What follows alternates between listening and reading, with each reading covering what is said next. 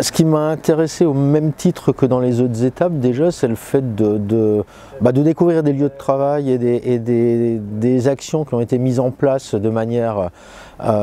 pratique en fait, parce que ça donne toujours une idée, des images et des moyens de progresser. L'autre intérêt, c'est évidemment de partager avec d'autres professionnels. Dans un premier temps, c'est le fait que j'ai pu visiter une entreprise qui a un domaine d'activité similaire au nôtre. Dans un deuxième temps, c'est le fait vraiment de pouvoir échanger avec un ensemble de personnes qui ont soit des métiers qui sont quasiment identiques aux miens, voire des gens qui sont dans des autres domaines mais qui nous apportent beaucoup de choses dans la mesure où on a des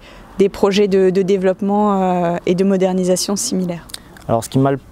plus particulièrement intéressé aujourd'hui, c'est de partager une expérience avec des personnes qui travaillent dans le monde de l'abattoir et que je ne connaissais pas et de voir que on a tous des problématiques identiques dans des contextes différents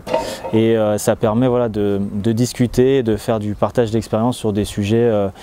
qui au premier abord sont très éloignés. En fait, on se rend compte qu'on a vraiment tous des points communs en agroalimentaire.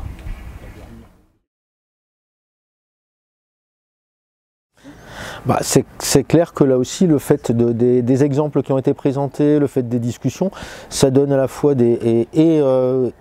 adresses et des gens avec qui on peut travailler, mais également des idées de développement pratico-pratique.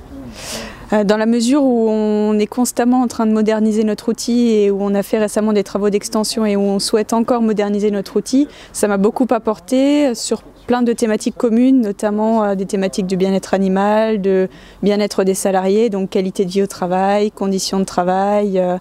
tout ce genre de choses-là mis ensemble qui nous servent au quotidien pour nous améliorer et évoluer. Notamment dans la partie bien-être animal, l'aménagement d'un nouveau quai de réception volaille vivante qui est finalement le point commun avec aujourd'hui la bouverie que nous avons pu visiter.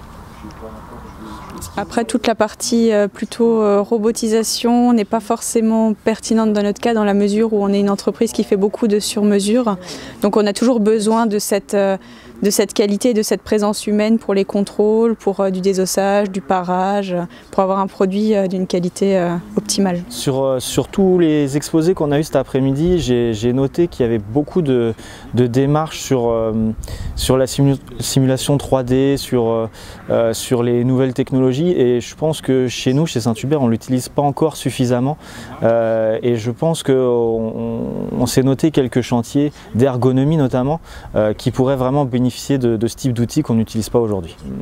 Les appréhensions qu'on peut avoir au début de se dire